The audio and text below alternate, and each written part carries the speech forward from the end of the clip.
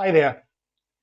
Today I thought I'd take a trip down memory lane, have a little bit of nostalgia to the time when I used to bet on football matches.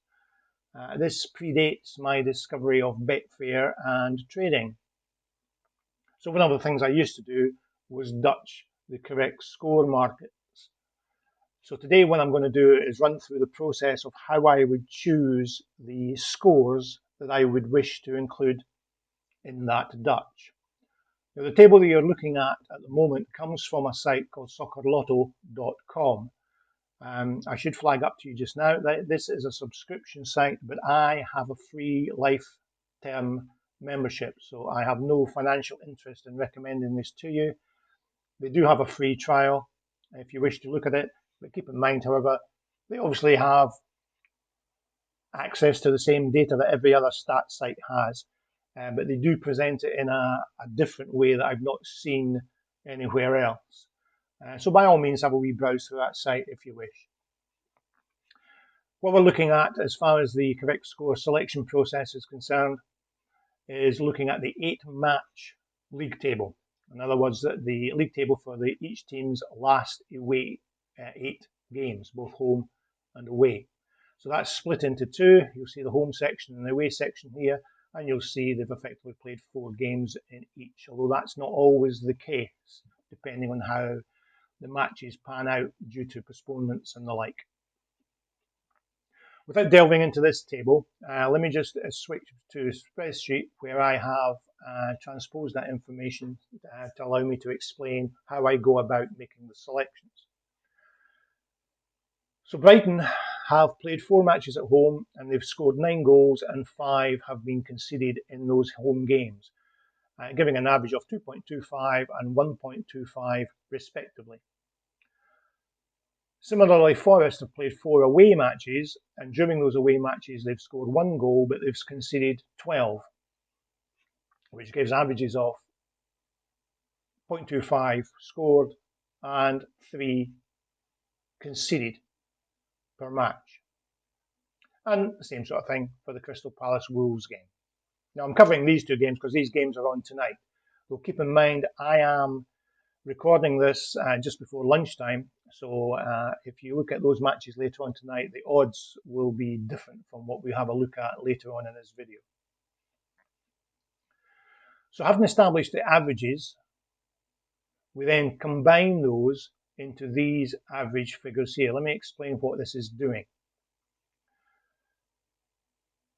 The average home for goals combined with the away teams against goals. In other words, this average here is the average between this figure, the number of goals that the home team has scored, and this figure, the average number of goals that the away team has conceded when playing away.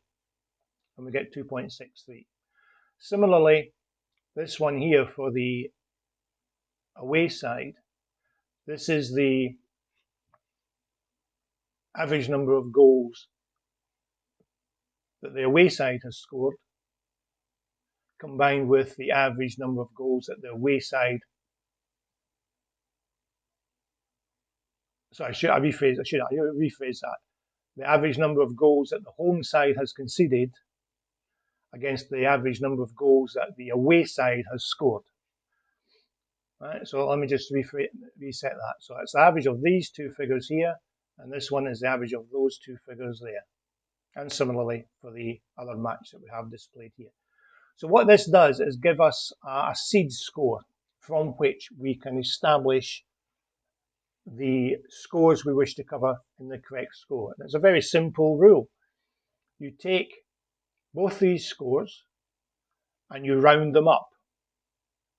So in the case of Brighton, that will give us a score of 3-1. You then take these 2 scores and you round them down to the nearest integer. So that will give us a score of 2-0.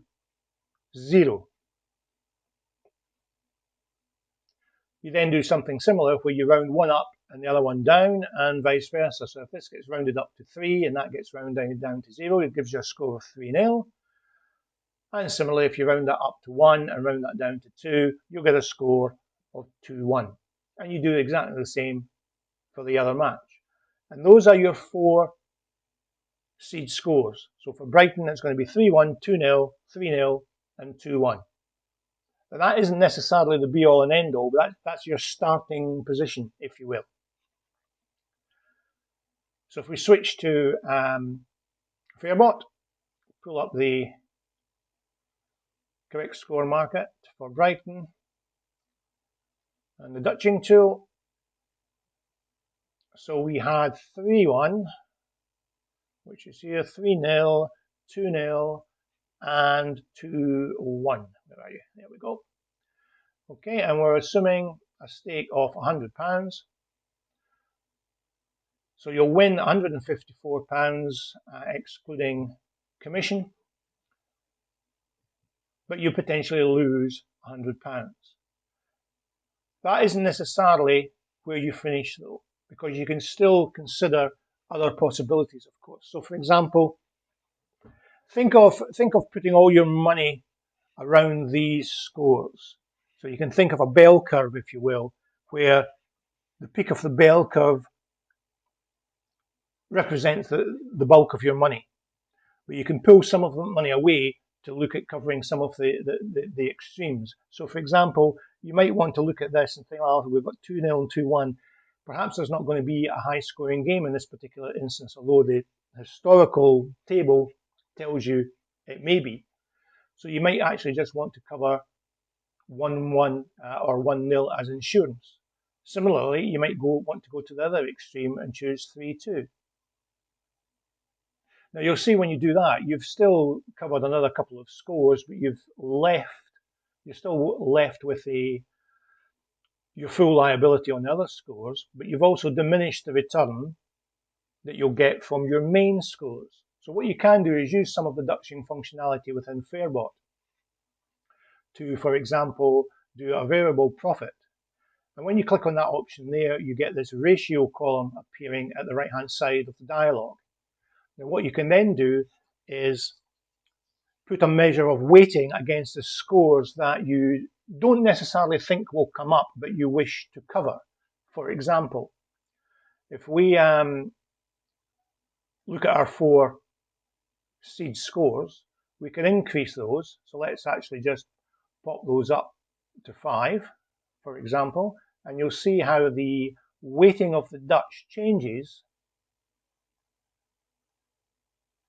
to emphasize those 4 seed scores, but still give us a little bit of money on those other scores that we wish to cover. You can then, for example, reduce the 3-2 to a 0, and that will give you nothing in return, essentially a scratch bet. Whereas you'll still have some money on the 1-0. And of course, if you probably guessed by now, if we return that to a 0, you'll get nothing returned on the 1-0, nothing returned on the 3-2, but it improves the amount of return that you'll get on our 4 seed scores simply because there's more money as a portion of the stake going on to those scores. So that's essentially the basis how I would play around with it. Now, as I said, this is something I used to do many, many years ago before I discovered trading. So these were bets. I thought I'd flag it up as a process if you wish to think about trading the correct score markets. Keep in mind, however, that there may be better bets available to you. For example, our 4 seed scores all indicate a home win for Brighton. So you might think about, well, are we just as well backing Brighton to win? So make sure you compare the results you'll get with this with what you might happen in other markets, because you may find you get a better return. Anyway, I know there's lots of you like the football trading. It's not something I'm into, so but you may want to use this or try this out as a mechanism to start you off in this particular example, trading the correct score markets. Okay, thank you very much. Cheers.